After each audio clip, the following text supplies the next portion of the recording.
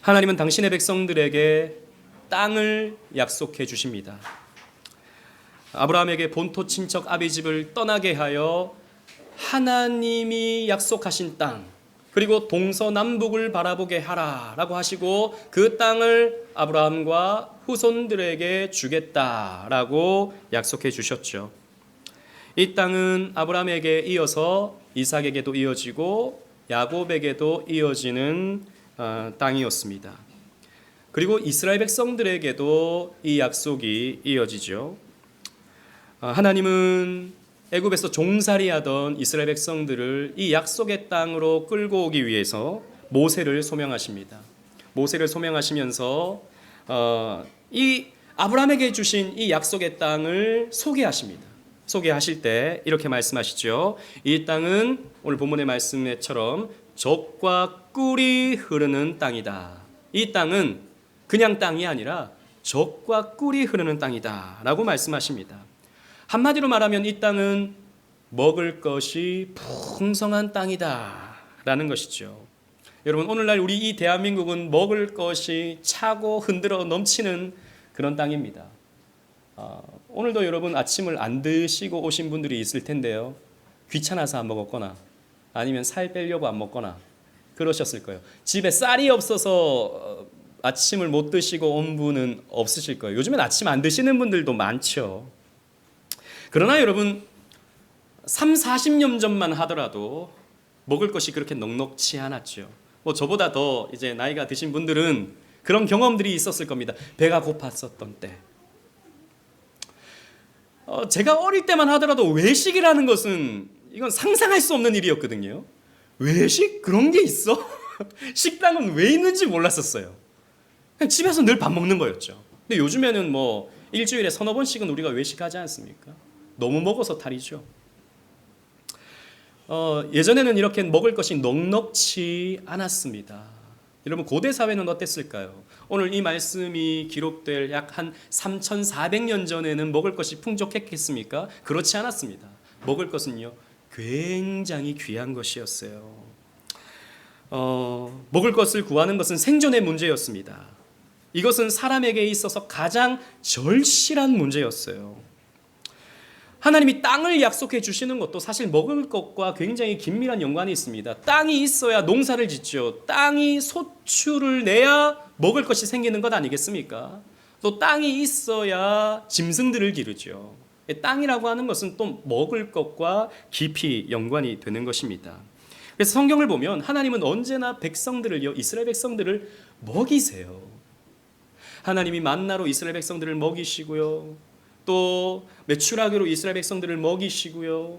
때마다 시마다 필요한 것들을 내려주셔서 이스라엘 백성들을 먹이시죠. 그리고 또 예수님도 배고팠던 사람들을 위해서 오병이어로 사람들을 배부르게 먹이십니다. 하나님은요 먹이시는 하나님이세요.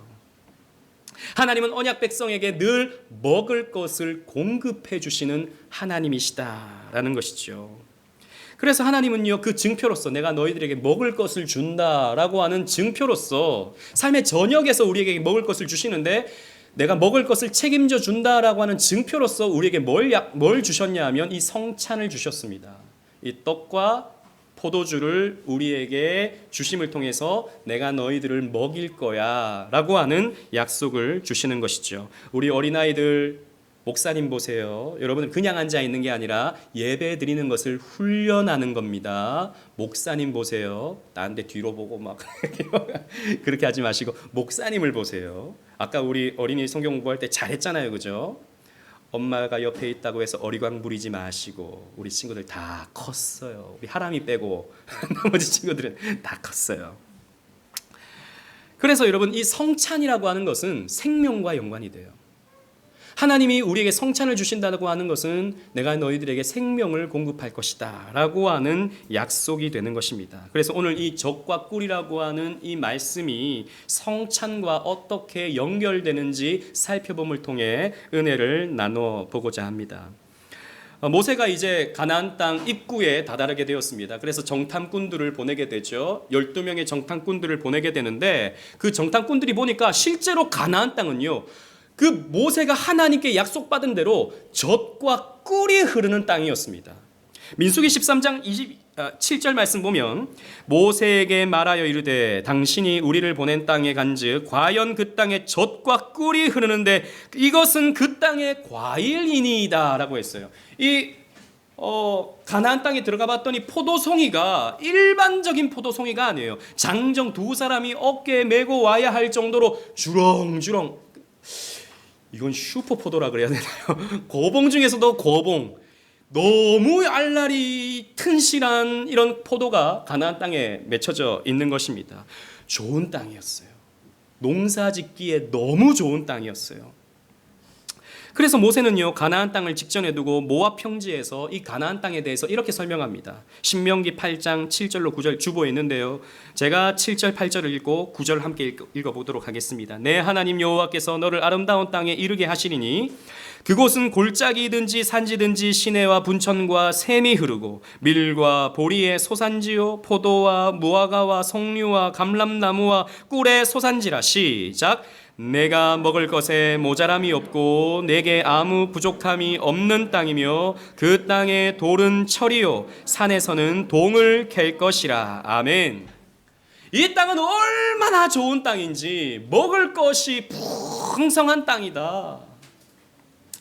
밀, 보리, 포도, 무화과, 석류, 감람나무, 꿀, 이런 것을 늘 얻을 수 있는 땅이다. 그리고 자원도 풍성해서 돌이 철이다. 돌이 철. 실제로 여러분 가나안 땅 남부에 가면 흙이 불그스름해요. 제가 가봤거든요. 불그스름합니다. 그래서 그 남부 지역에 사는 사람들을 에돔 사람이라 그러죠. 에돔이라는 말이 붉다라는 뜻이에요. 그 땅이 붉었기 때문에 에돔 사람들, 붉은 사람들 이렇게 말을 했던 것입니다. 즉 여러분, 땅이 붉다라는 것은 어떤 의미죠? 그곳에 철이 많다는 의미입니다. 철이 많고 동이 많다라고 모세가 이렇게 말해주고 있는 것이죠. 그런데 여러분 세계 여행하는 이런 TV 프로그램들 보시면 가끔씩 이스라엘을 가는 경우들이 있죠. 그런 영상들 보면 사실 가나안 땅은요 그렇게 좋은 땅은 아니에요. 그래서 의견이 분분합니다. 이건 과장법이다. 가나안 땅에 대해서 과장해서 이렇게 설명해 놓은 것이다. 영적인 풍요를 말하는 것이지 실제로 이 가나안 땅이 그렇게 풍요롭지 않다라고 이렇게 주장하는 신학자도 있고요. 또 어떤 신학자들은 이 말씀이 쓰여질 때와 지금의 시간이 약 3,400년이 이제 지났으니까 아마도 지형이 변했을 것이고 기후가 변했을 것이다. 그때는 풍성했는데 지금은 조금 척박해졌을 것이다. 이렇게 주장을 하기도 합니다. 그런데 여러분들이 나중에 구글 맵을 한번 검색해 보시면, 구글 어스 이런 거 있잖아요. 저는 그런 거 되게 재밌어 하는데요. 구글 어스 이렇게 보시면 가나안 땅 주변을 한번 보십시오. 가나안 땅 주변 어떤 색깔인지 아세요? 가나안 땅 주변들은 다 노랗습니다. 무슨 말이죠? 다 사막이라는 말이에요. 다 사막이에요. 그런데 가나안 땅만 딱 보면요, 가나안 땅은 푸르스름합니다. 그래서 여러분 이 땅을 우리 사회 시간에 배웠습니다. 비옥한 초생딸 지역. 그러니까 저 메소포타미아 지역인 저 이라크 지역부터 시작해서 반달 모양으로 이 땅만, 메소포타미아 지역만 푸르른데 그 가장 서쪽이 가나안 땅이에요. 그러니까 이 가나안 땅이 젖과 꿀이 흐르는 땅이다라고 말할 수 있는 것은 다른 땅과 비교하면 비교할 수 없이 좋은 땅이에요. 다른 땅은 농사를 아예 지을 수가 없어요. 다른 땅은 아예 목축을 할 수가 없습니다. 그런데 가나안 땅은 농사가 가능해요. 가나안 땅은 목축을 기를 수 있어요. 그래서 젖과 꿀이 흐르는 땅이다라고 말해도 전혀 지장은 없는 것이죠. 실제로 가나안 땅은요, 제일 북쪽에 헐몬산이 있습니다. 레바논 지역에 헐몬산이 있는데 거기에는 늘 만년설이 이제 얼어져 있어요. 만년설이 얼어져 있어 높은 산이라서 거기에서 물이 녹아서 흘러내려와서 큰 웅덩이 호수를 형성하는데 그 호수가 갈릴리 호수입니다. 그 갈릴리 호수에서 또 물 한 줄기가 남쪽으로 쭉 내려오게 되는데 그 물줄기가 요단강이죠. 그래서 사해로 이렇게 흘러가게 되는데, 그래서 가나안 땅은 사시사철 물이 풍성한 땅이에요. 다른 땅들은 물이 없는데요, 이 땅만큼은 물이 풍성한 땅입니다. 그래서 농사를 지을 수 있죠. 목축을 할 수 있는 것입니다. 그래서 하나님은 이 땅을 젖과 꿀이 흐르는 땅이다라는 것이죠. 그리고 지정학적으로도요, 굉장히 이 땅은 중요해요. 왜냐하면 보세요, 가나안 땅 동쪽으로는 아시아 대륙입니다. 그리고 북서쪽으로는 유럽이죠. 그리고 남쪽으로는 아프리카 대륙이 있습니다. 그 세 대륙이 딱 마주치는 그 장소가 가나안 땅이에요. 그리고 오늘날로 치자면 허브 도시인 것이죠. 여러분 뭐 말레이시아라든지 싱가포르라든지 이런 나라들이 그래도 좀 싱가포르가 잘 사는 이유가 뭡니까? 허브 도시이기 때문입니다. 무역하기에 너무 좋은 거예요. 우리나라도 이런 동북아의 허브 도시가 되려고 인천이라든지 이런 나라들이 이런 도시들이 굉장히 애를 쓰지 않습니까? 부유해질 수 있는 것입니다. 이 가나안 땅은 부유해지기에 너무 좋아요. 그런데 이렇게 지정학적으로 굉장히 좋은 위치에 차지하다 보니까 언제나 강대국들의 공격의 대상이 되기도 쉽죠. 빼앗기기가 너무 쉬운 겁니다. 그래서 하나님이 약속해 주십니다. 레위기 25장 18절 말씀, 우리 주보를 보시고 다 같이 읽어보도록 하겠습니다. 시작. 너희는 내 규례를 행하며 내 법도를 지켜 행하라. 그리하면 너희가 그 땅에 안전하게 거주할 것이라. 아멘. 하나님이 이렇게 약속해 주시는 거예요. 너희들 걱정하지 마. 안전할 거야. 단 내 규례와 내 법도를 잘 지키면 너희들 안전할 수 있을 거야. 내가 지켜. 이 이방 민족들이 너희들을 쳐들어온다 할지라도 내가 지킬 거야. 걱정하지 마. 하나님이 이렇게 약속해 주시는 것이죠. 그러나 안타깝게도 이스라엘 백성들이 좀 부유해지면, 좀 먹고 살만해지면 하나님의 규례와 법도를 버려버리죠. 그리고 우상을 숭배합니다. 그러니까 이 땅의 적과 꿀을 빼앗겨 버리는 겁니다. 그리고 이 땅에서 쫓겨나게 되죠. 이스라엘 역사는 항상 그랬습니다. 땅의 소산은, 이 가나안 땅의 소산을 먹을 수 없게 되는 것이죠. 여러분, 이 말씀은 신약 시대 오늘 우리에게 그대로 적용됩니다. 우리 예수님께서 이렇게 말씀해 주셨어요. 마태복음 6장 31절로 33절인데요. 제가 31절, 32절을 읽고 33절 주보에 있는데 다 같이 읽겠습니다. 그러므로 잘하는 말씀입니다. 염려하여 이르기를 무엇을 먹을까 무엇을 마실까 무엇을 입을까 하지 말라. 이는 다 이방인들이 구하는 것이라. 너희 하늘 아버지께서 이 모든 것이 너희에게 있어야 할 줄을 아시느니라. 시작. 그런즉 너희는 먼저 그의 나라와 그의 의를 구하라. 그리하면 이 모든 것을 너희에게 더하시리라. 아멘. 여러분 정말 아멘이십니까? 목소리가 작네요. 아니요 목사님, 무엇을 먹을까 이게 더 중요하죠. 무엇을 먹을 게 있어야 신앙생활도 하죠. 무엇을 입고 와야 교회도 오죠. 목사님 저 목양실에서 교회 책만 보니까 세상 물적을 너무 모르세요. 세상은 치열합니다. 먹고 사는 게 먼저예요. 좀 여유 있으면 신앙생활도 하는 거죠. 아멘 하시는 분이 있을까 봐 걱정이에요. 아닙니다 여러분. 하나님 말씀을 믿으세요.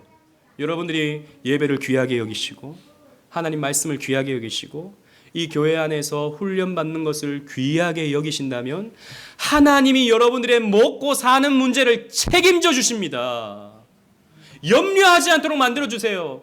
난 노후가 아직 보장되지 못해가지고 아직 열심히 일해서 미리 좀 쌓아놔야 좀 나중에 괜찮아집니다. 목사님 일 좀 하고 나중에 여유 좀 되면 열심히 할게요.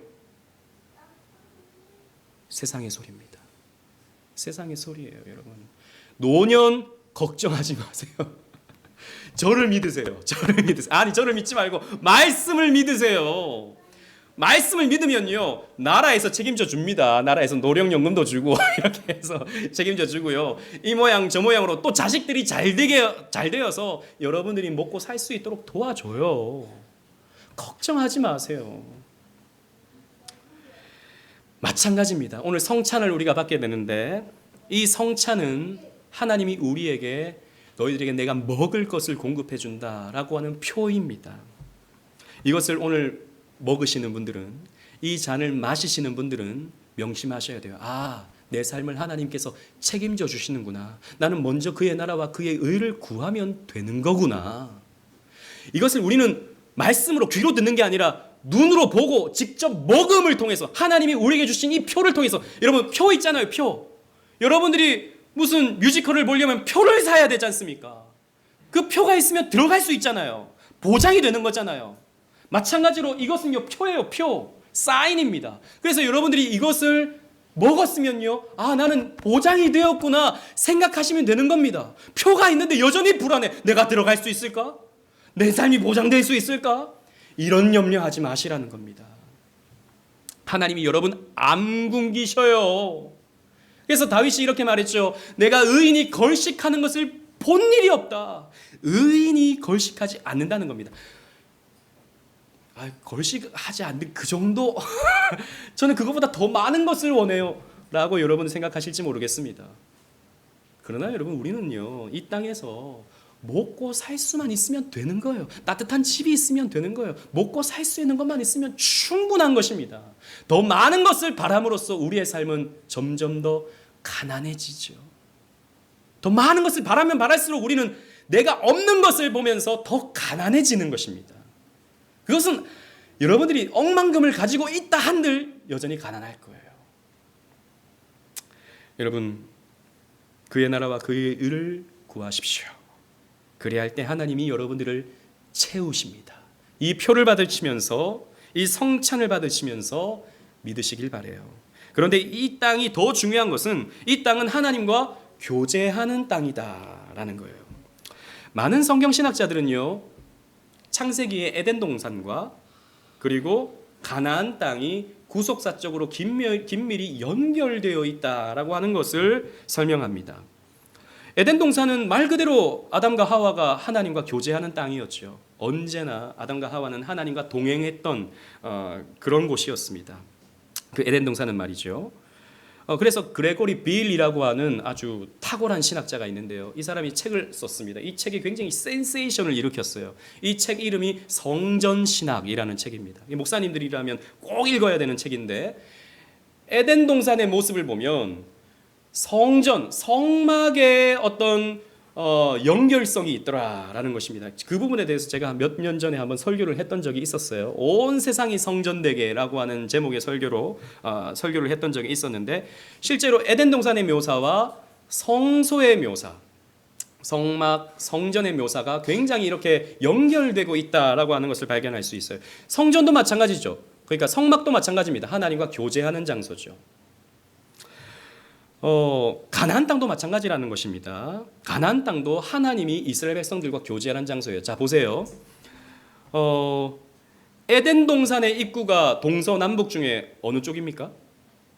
그렇죠, 동쪽. 많은 분들이 대답을 하시네요. 동쪽입니다. 그래서 아담과 하와가 쫓겨날 때 에덴 동쪽으로 쫓겨나죠. 그러니까 그곳이 입구이기 때문입니다. 입구가 동쪽이에요. 자, 성막이 이렇게 건설될 때 성막의 입구가 어느 쪽입니까? 동서남북 중에? 조금 여러분 똑똑하신 분들은 무슨 말 하려는지 알겠다 싶으시죠? 동쪽입니다. 성막의 입구는 동쪽이에요. 가나안 땅의 입구는 어느 쪽일까요? 당연히 동쪽이겠죠? 목사님 말하는 걸 보니까. 자, 보세요. 가나안 땅에 문이 어디 있습니까? 라고 생각할지 모르겠지만, 이스라엘 백성들이 출애굽하면서 사실 남쪽에서 북쪽으로 올라가면 돼요. 근데 굳이 동쪽으로 가서 동쪽에서 서쪽으로 요단강을 건너는 방식으로 가나안 땅을 들어가게 되죠. 그죠? 입구가 어느 쪽입니까? 동쪽. 그리고 보세요. 에덴 동산, 그러니까 아담과 하와가 쫓겨나고 나서 그 에덴 동산의 입구를 누가 지킵니까? 그룹들이 지켜요. 성경 안 읽으세요? 대답을 안 하시는데. 그룹들이 지키죠. 불칼을 들고, 그죠? 화영검을 들고 그룹들이 지킵니다. 자, 성막의 지성소 앞에 휘장이 놓여져 있는데 그 휘장에 무엇이 수놓아져 있습니까? 그룹이 수놓아져 있어요. 그룹은 천사를 말해요. 그룹이 수놓아져 있어요. 여호수아와 이스라엘 백성들이 가나안 땅에 들어가기 전에, 요단강을 건너기 전에 누구를 만납니까? 여호와의 사자, 천사를 만나잖아요. 자, 보세요. 다 똑같은 그림이 펼쳐지고 있는 것입니다. 자, 에덴 동산, 성막, 그리고 가나안 땅은 이렇게 연결되는 거예요. 어떤 장소로서? 하나님과 교제하는 성전적인 의미가 있는 것입니다. 그래서 제가 최근에 참가했던 그 세미나에 리차드 플랫 교수님이라고 아주 유명한 교수님이에요. 미국의 리폼드 신학교 구약학 교수님인데, 이분은요 어떻게 설명하냐면, 아마도 에덴 동산이 가나안 땅이었을 것이다 라고 이렇게 주장을 하세요. 많은 또 학자들은 에덴 동산이 그 히데겔 강과 유프라테스 강이 발원지다라고 하는 표현 때문에 저 이라크 지역이 아마도 에덴 동산이 있었지 않을까라고 생각을 하거든요. 근데 이 목사님은 그렇게 생각하지 않아요. 창세기에 보면 네 강의 근원지가 됩니다. 에덴 동산이. 그러니까 티그리스강, 유프라테스강, 그리고 비송강, 기혼강의 수원지가 되는데, 가나안 땅을 중심으로 보면 이 유프라테스강, 티그리스강이 동쪽에 있어요. 그리고 가나안 땅 서쪽으로 보면 강이 있는데 나일강이 있죠. 하윌라 땅을 감싸는 이 비송강, 기혼강이 나오는데, 그러니까 이집트 지역을 감싸고 있는 나일강이 있고, 또 하나는 와디라고 해서 지금은 강이 없는데 강의 흔적이 남아 있어요. 아마도 그게 기혼강, 비송강이 아닐까. 심지어는 여러분 예루살렘에 보면 기혼샘이라고 있죠. 기혼샘. 그러니까 기혼강이 아마도 그 에덴 동산에서부터 흘러나오지 않았을까. 그러니까 가나안 땅 예루살렘에서 흘러나오지 않았을까. 이렇게 추측을 하는 겁니다. 물론 이건 정설은 아니에요, 여러분. 밖에 나가서 이런 말 함부로 했다가 큰일 납니다. 그런데 저는 꽤나 설득력이 있었어요. 심지어는 여러분 나중에 구글에 판지아라고 영어로 쳐보시면, 그러니까 여러분 아메리카 대륙하고 아프리카 대륙하고 원래는 붙어 있었다는 거 아시죠? 원래는 온 대륙이 이렇게 붙어 있었는데 이렇게 지금 찢어져 있는 거 아시잖아요. 근데 이걸 대륙으로 묶어 보잖아요. 이걸 원래 판지아 이 형태로 보잖아요. 그러면 신기하게 가나안 땅이 제일 중심에 있습니다. 가나안 땅 제일 중심에 있어요. 이게 찢어지면서 지금의 어떤 모습으로 된 것이죠. 그러니까 뭐 제 추측으로는, 이건 제 추측입니다. 노아의 홍수 때 땅이 갈라지면서 지금의 이런 모습으로 되지 않았을까, 이렇게 생각이 되는데, 그래서 굳이 하나님이 아브라함에게 다른 땅을 놔두고 가나안 땅으로 가라라고 말씀하셨다는 것이죠. 에덴을 회복하기 위한 하나님의 명령이었다라는 것입니다. 저는 그 설명을 들으면서 꽤나 설득력 있다라는 생각을 했어요. 이 젖과 꿀이 흐른다라고 하는 것은 이렇게 하나님과 교제함과 연결이 된다는 것이죠. 즉 젖과 꿀을 먹음으로써 하나님과 교제하게 되는데, 여러분 보세요. 젖이라고 하는 것은 어떤 용도죠? 젖. 그러니까 당시의 젖이라고 하는 것은 우유라든지 염소의 젖이라든지 양의 젖이라든지 이런 것을 먹었을 텐데 유제품을 만들어서 먹었을 겁니다. 성경에서 젖이라고 하는 것은 우리를 성장하게 만드는 양분의 공급이 되는 것이죠. 그죠? 어린 아이들도 우리 뭘 먹고 자랍니까? 젖을 먹고 자라잖아요. 우유 먹고 자라잖아요. 베드로전서 2장 2절 말씀 우리 주보를 보시고 다 같이 한번 읽어보도록 하겠습니다. 시작. 갓난 아기들 같이 순전하고 신령한 젖을 사모하라. 이는 그로 말미암아 너희로 구원에 이르도록 자라게 하려 함이라. 아멘. 보세요. 너희들은 무엇이 필요하다? 신령한 젖이 필요하다. 이것은 우리가 먹는 우유가 아니고 말씀의 젖이에요. 하나님과 교제함으로써 우리에게 주시는 말씀의 젖으로 우리는 어떻게 됩니까? 영적으로 자라게 되는 거예요. 여러분들이 말씀의 젖을 계속해서 먹어야 여러분들은 신앙이 자랍니다. 이걸 먹지 않으면, 하나님과 교제하지 않으면 여러분들은 자라지 않아요. 10년, 20년이 지나도 여전히 어린아이와 같이 신앙생활하는 거예요. 뭐 재밌는 거 없나? 교회 와서 뭐 내가 유익받는 게 없나? 내가 선물 받는 게 없나? 이런 것만 생각하는 거예요. 아니요, 주님과 교제하셔야 돼요. 교제의 젖을 먹어야 되는 겁니다. 말씀의 젖을 먹어야 되는 겁니다. 그리고 또 하나, 꿀이라 그랬죠. 꿀. 여러분 꿀 좋아하시죠? 우리 아까 아이들이 꿀 그러니까 달콤합니다 라고 얘기하니까 꿀맛이다 뭐 이런 얘기 하더라고요. 그러니까 우리 채아가 나는 꿀 사과를 먹었어요 그러더라고요. 우리 채아 지금 예배를 잘 드리고 있어요. 네, 지금 3주째인데 지금 너무 예배를 잘 드리고 있어. 채아 너무 잘하고 있어. 꿀 사과를 먹었대요. 꿀맛. 여러분 그런 걸 먹으면 여러분 기분이 어떻게 되죠? 좋아지죠. 저는 단 거 별로 안 좋아하는데요. 우리 사모님은 단 거 되게 좋아합니다. 지금도 이런 거 말해도 되나? 젤리, 초콜릿 이런 거 막 좋아해요.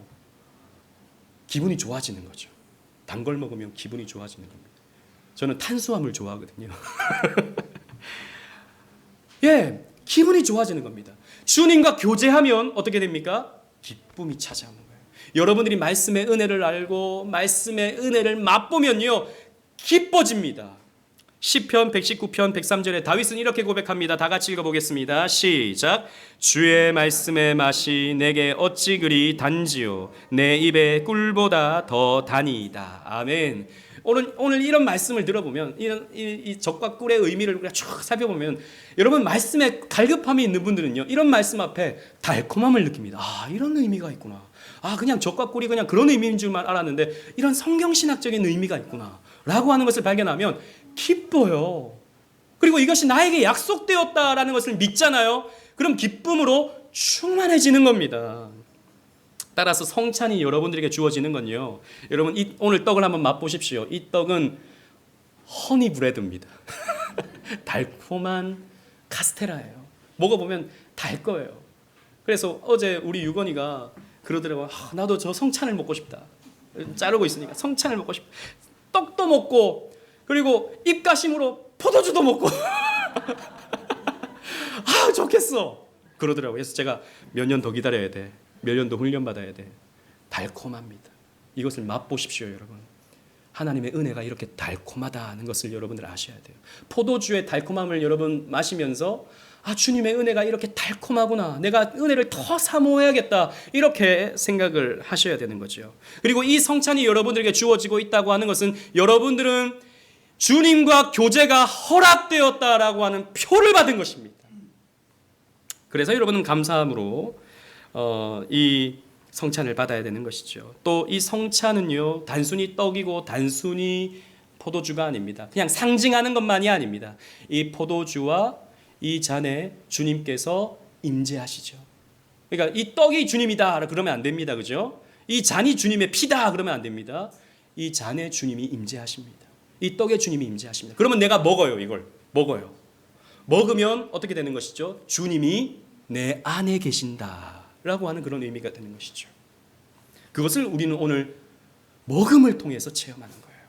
그런데 이 젖과 꿀은 은혜로 얻는 것이지만 하나님은 이 은혜를 주실 때 과정을 허락하십니다. 세 가지의 과정을 허락하셔요. 첫 번째는 광야 훈련이라고 하는 과정을 허락하십니다. 40년이라고 하는 훈련 기간이 필요했어요. 인내해야 했고 배워야 했고 때로는 징계와 심판을 광야에서 경험해야 했습니다. 그래서 여러분 오늘 우리가 성찬을 받기 위해서는 그냥 받는 것이 아닙니다. 과정이 필요합니다. 훈련이 필요해요. 배움이 필요해요. 준비가 필요해요. 준비 없이 이 성찬을 받아서는 안 되는 것입니다. 오늘 많은 교회에서 성찬이 그저 형식이 될 수밖에 없고 종교의식이 될 수밖에 없는 것은 이 성찬을 받는 것이 너무 쉽기 때문입니다. 그냥 가면 받아요. 아무나 줘요. 지난번에도 말씀드렸죠. 어떤 교회는 그냥 입구에 성찬이 있어요. 들어오는 사람 알아서 먹으라고. 아무나 받는 겁니다. 여러분 쉽게 얻은 것은 쉽게 잃습니다. 아무 의미 없이 받는 것 좀 이따 설명드리겠지만 그것은 죄가 돼요. 하이델베르크 요리 문답은요. 누가 주의 상에 참여할 수 있는지 가르쳐 줍니다. 잘 들어보십시오. 81문 누가 주의 상에 참여할 수 있습니까? 첫 번째, 자기의 죄 때문에 자신에 대해 참으로 슬퍼하는 사람. 내가 죄인이다 라고 하는 것으로 슬퍼하는 사람. 두 번째, 그러나 그리스도의 고난과 죽음에 의해 자기의 죄가 사해지고 남아있는 연약성도 가리워졌음을 믿는 사람. 여러분 지난주에 우리 다 체크한 겁니다. 이거 또한 이거 중요합니다. 그렇게 내가 연약한데 내 믿음이 더욱 강해지고 돌이킨 삶을 살기를 간절히 원하는 사람. 내가 부족한데 내가 하나님 앞에서 늘 부족해서 내가 이걸 받아 먹을 수 있을까 이런 고민이 되는데 하지만 하나님 내가 더 큰 믿음으로 하나님께 나가길 원합니다. 이런 간절한 소원이 있는 사람이 참여할 것이다. 그리고 외식하거나 회개하지 않는 사람이 참여하는 것은 자기가 받을 심판을 먹고 마시는 것이다. 아무 생각 없이 먹으면 이건 심판을 먹는 거예요. 그리고 82문에 누가 이 잔에 참여하지 못합니까? 누가 이 성찬에 참여하지 못합니까? 그러니까 자신의 고백과 생활에서 믿지 않음과 경건치 않음을 드러내는 자에게도 이 성찬이 허용됩니까? 아무 준비 없이 아무 생각 없이 받는 자에게도 이 성찬을 받을 수 있습니까? 대답이 아닙니다. 그렇게 되면 하나님의 언약이 더럽혀져서 하나님의 진노가 우리 모든 성도들에게 임할 겁니다. 하이델베르크 요리 문답은 이렇게 설명하고 있습니다.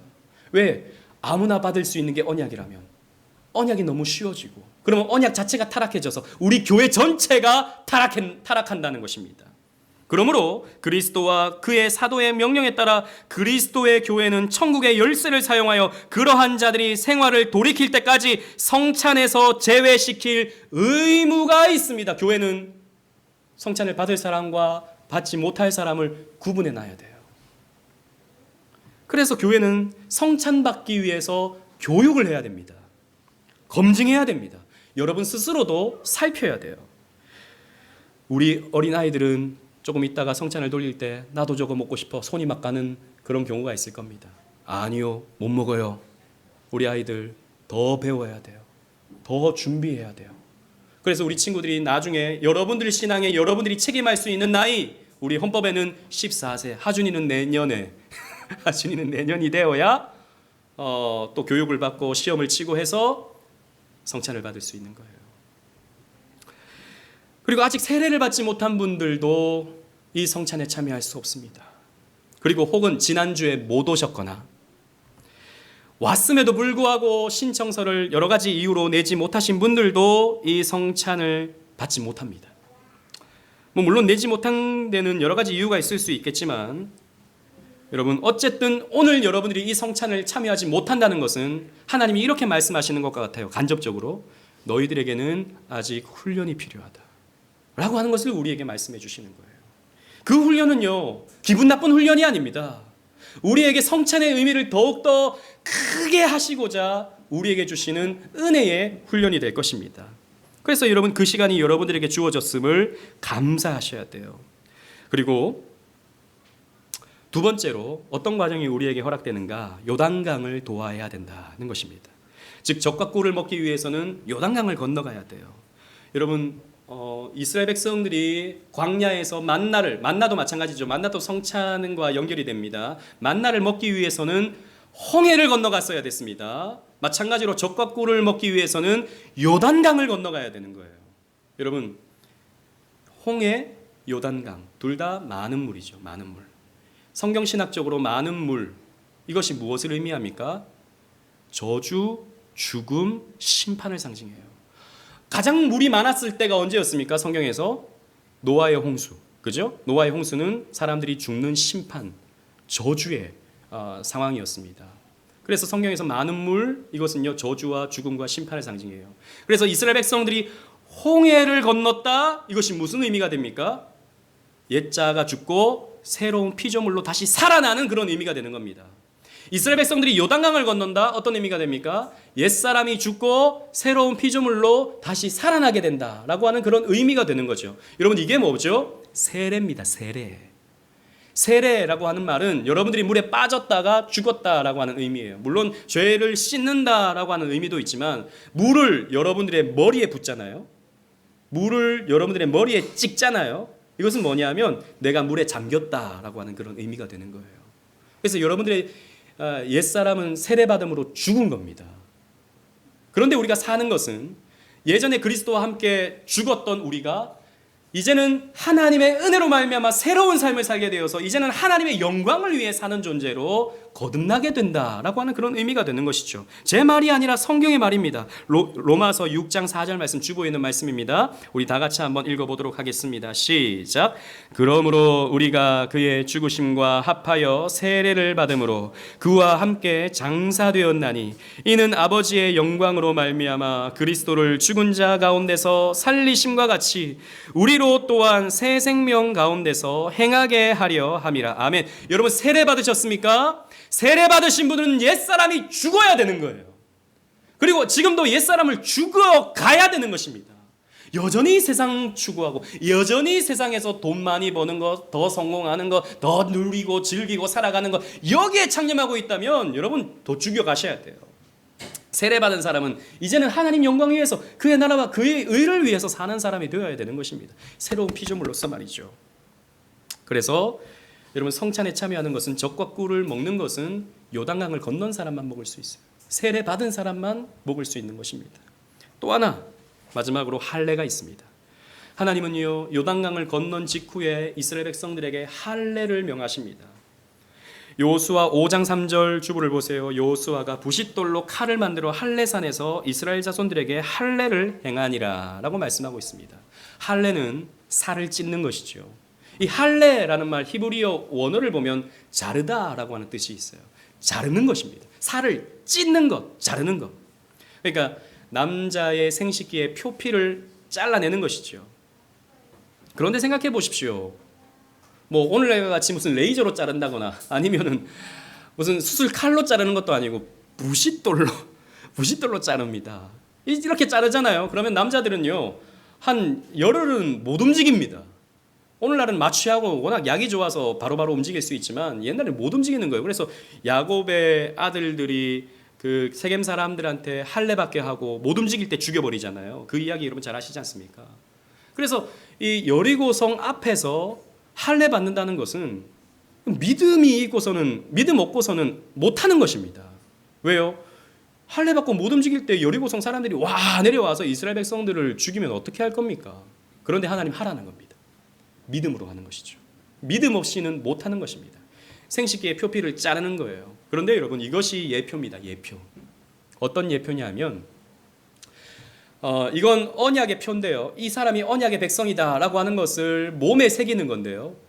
왜 하필이면 살을 자름을 통해서 예표로 삼았는가? 앞으로 우리 대신 살이 잘리실 분을 가르쳐 주는 거예요. 자 보세요. 원래는 우리가 우리의 죄로 심판받아 살이 잘려야 돼요.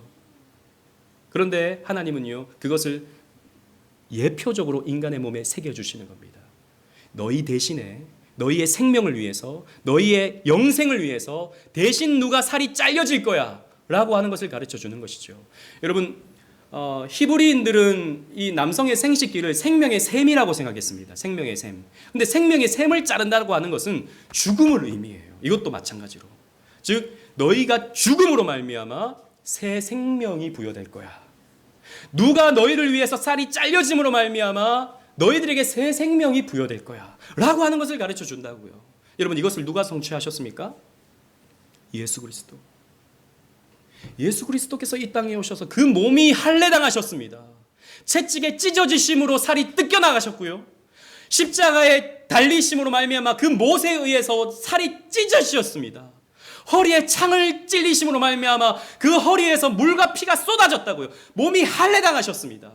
그 할례당하심으로 말미암아 우리에게 무엇이 찾아옵니까? 생명이 찾아오는 것이라고요. 예수님께서 그 할례의 의미를 성취해 주셨기 때문에 오늘날 우리는 더 이상 할례 받습니까? 안 받습니까? 안 받는 거예요. 예수님이 그 의미를 성취해 주셨기 때문에. 그래서 갈라디아서에 보면 너희는 더 이상 할례 받지 마라 라고 말하고 있는 것입니다. 할례 받은 사람이 젖과 꿀을 먹는 것입니다. 마찬가지로 세례 받아서 예수님께서 나를 위해 살을 찢어주시고 예수님께서 나를 위해 피를 흘려주셨다는 것을 믿는 사람이 이 성찬에 참여할 수 있는 거예요. 여러분 예수님께서 왜 죽으셨습니까? 아까 우리 오늘 채아 얘기가 많이 나오는데 채아가 예수님 얘기하니까요. 너무 잔인하다. 살이 잘렸어요. 그러니까 너무 잔인하다 그래요. 말을 되게 잘해요 채아가. 맞아요. 그래서 제가 그랬어요. 맞아요. 너무 잔인한 이야기예요. 우리 아이들이 듣기에는 너무 잔인한 이야기. 그런데 우리 아이들은 알아야 돼요. 예수님께서 우리 친구들을 위해서 이렇게 살이 찢어지셨어요. 예수님께서 우리 친구들을 대신해서 피를 흘려주셨어요. 그래서 우리 친구들은 피를 흘리지 않아도 돼요. 그래서 우리 친구들은 살이 찢어지지 않아도 돼요. 우리 친구들에게 죽음이 찾아와도 죽음이 죽어지지 않아요. 우리는 죽음을 극복해요. 영생하게 되는 거예요. 우리 예수님께서 대신 찢어지셨기 때문에 예수님께서 대신 피를 흘려주셨기 때문이죠. 이걸 믿는 사람이 이것을 몸에 새긴 사람이 그래서 세례받아서 할례가 이제 세례로 옮겨지죠. 세례받은 사람이 젖과 꿀을 먹을 수 있는 것입니다. 말씀을 맺겠습니다. 우리는 2달 만에 성찬을 받습니다. 이스라엘 백성들에게 젖과 꿀이 약속되었듯이 우리에게도 풍성한 양식이 약속됩니다. 여러분 이것을 먹는 사람은 굶주리지 아니합니다. 하나님이 여러분들의 삶을 책임져 주십니다. 망하지 아니합니다. 망하는 듯하나 여러분들은 또 살아갈 힘을 얻습니다. 우리를 자라게 하는 젖이 여기 준비되어 있습니다. 우리에게 기쁨을 주는 꿀이 여기에 준비되어져 있습니다. 여러분 이 성찬을 기쁘게 받으십시오. 감사히 받으십시오. 그리고 이 성찬은 훈련받은 사람이, 세례받은 사람이 받습니다. 아직 그 과정 속에 있다면 그때를 소망하면서, 그때 받을 그 기쁨이 얼마나 클까를 소망하면서 조금만 더 기다리십시오. 그때 받을 때 영광스러울 것입니다. 그래서 이 성찬을 먹고 영생을 누리시면서 이 성찬을 통해 풍성한 은혜를 받아 누리시는 저와 여러분들 되시기를 주님 이름으로 축원합니다. 아멘. 우리 성찬